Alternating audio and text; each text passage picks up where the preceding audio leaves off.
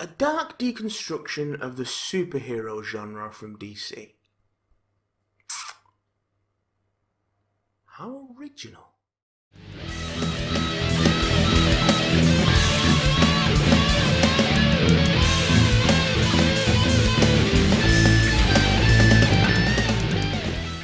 Joking aside, it can't be denied that DC probably have been the largest influencing factor in the superhero genre since Superman leapt off the pages of Action Comics in 1938. If any of the modern publishers can claim to be the creator of the superhero genre, then it's DC. Welcome to Big Damn Love, where this week I'll be flopping out my Big Damn Love and wiping it all over DC's Kingdom Come by Mark Waid and Alex Ross. When Watchmen came out in 1986, it was seen as a moment of change for the superhero. Some saw it as a legitimization of the genre, and it's been described as the moment that comic books grew up. Of course, that implies comic books needed to grow up, which is not necessarily a sentiment that I agree with, and seeing what came in the wake of Watchmen, I think the comics industry and I have different definitions of what it means to grow up. Watchmen was an attempt to use the comics medium to tell a story that was deeper and more complex, both narratively and thematically, than what comics were doing at the time. What it led to, together with Frank Miller's The Dark Knight Returns, was the industry doubling down on the violence and grit through the 90s. The heroes became tougher or replaced by successors with more attitude. Well, usually just more pouches. Superman died, Batman was broken, Green Lantern became a villain and massacred the rest of the Corps. Marvel got in on the trend, focusing more on anti-heroes like the Punisher and making their characters darker across the board. Image Comics was created and gave us Youngblood, Savage Dragon and Spawn. 1997's Kingdom Come was a response to the loss of the old values. The brave and the bold had given way to the grim and the gritty, and writer Mark Waid and artist Alex Ross had a thing or two to say about that. Part of DC's Elseworlds line of alternate universes, Kingdom Come shows a dark future in which the old heroes are mostly gone, retired or in self-imposed exile, ceding to a new generation of more violent, less morally centered heroes that spend more time fighting each other than the villains of old. A priest, Norman McKay, finds himself face to face with a crisis of faith after the death of his friend, Wesley Dodds, that's the Golden Age Sandman, who was plagued by visions of Armageddon. McKay begins to have dark dreams of his own after the unthinkable happens. A battle between the Justice Battalion and the Parasite leads to the death of Captain Atom, the resulting cataclysm reducing Kansas and huge parts of the surrounding states to a barren wasteland. After this, McKay is approached by the Spectre, who reveals that this was simply the beginning, and true Armageddon is yet to come. But the Spectre cannot see it clearly, and he needs McKay's help to navigate his way to the events to come, so he can bear witness and punish those responsible. Superman, in hiding for a decade, finally returns to the world, aided by Wonder Woman and other heroes of old, to teach the new heroes the meaning of truth and justice. But will Superman's methods truly help to make a better tomorrow, or simply inch the world closer to annihilation? Kingdom Come is a giant love letter to the superhero tales of old, and yet also acknowledges that the world has moved on from old values.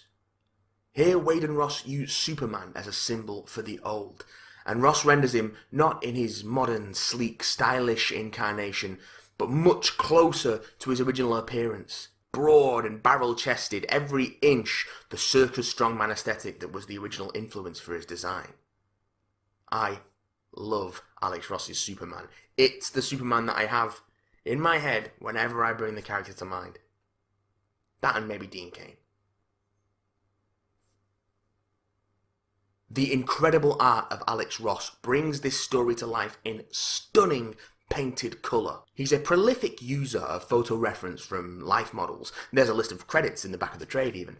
And this gives his characters real weight, particularly in the way they tell the story with their faces. By using life models, it moves away from the traditional sculpted superhero stereotypes and instead gives us real, solid people wearing extraordinary costumes. Along with 1994's Marvels, also a 4-issue limited prestige series that celebrated the history of a publisher, in this case, obviously, Marvel, this book made Alex Ross a superstar. In fact, it was his work on Marvels that made him come up with the idea for Kingdom Come, and it was his story until Mark Waid came on board to script it. Mark Waid uses his encyclopedic knowledge of superheroes to really dig into the core of the characters, making the mythic figures rounded out by all too human flaws.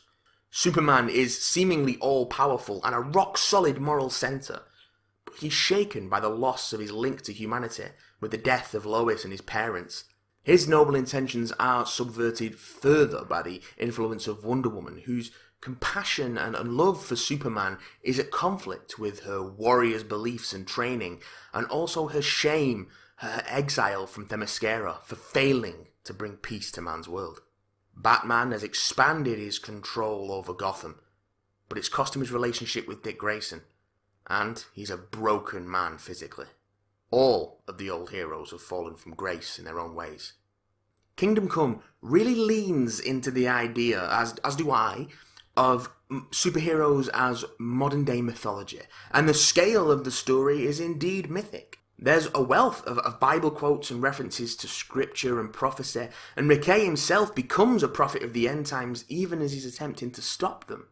It's a parable, illustrating the folly of Superman's attempt to enforce his values on the new generation, and also on the escalation of violent solutions and even the problems with prison as a punishment and solution.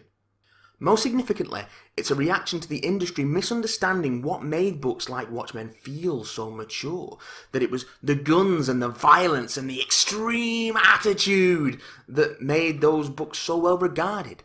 The new hero Magog, who is the cause of Superman's decade-long exile and also the destruction of Kansas, is the book's strongest embodiment of this. Deliberately designed to exemplify Waid and Ross's distaste with the character designs of the time, particularly Marvel's Cable, he and the other new heroes nearly destroy the world the old heroes fought to protect. Intentional or not, it certainly works as an allegory for the comics crash of the 90s that followed in the wake of the rise of the anti-hero, nearly killing the industry stone dead. The quality of the writing in this book and the sheer splendour of the visuals make it essential.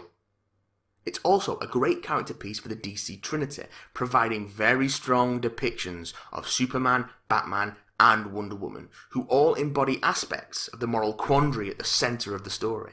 It celebrates the joy of DC's rich history and huge stable of characters, and it does it with such style. I love it, and you might too, so give it a read. Well, that's it for this week's Big Damn Love. Thank you, as always, for watching. Please let us know what you thought below. Get us at BigDamnCast on Twitter, bigdamncontact@gmail.com. Please like and subscribe if you like what you see. Share it with your friends. The more people we can reach, the more we can make. Thanks for watching once again. I'll be seeing you.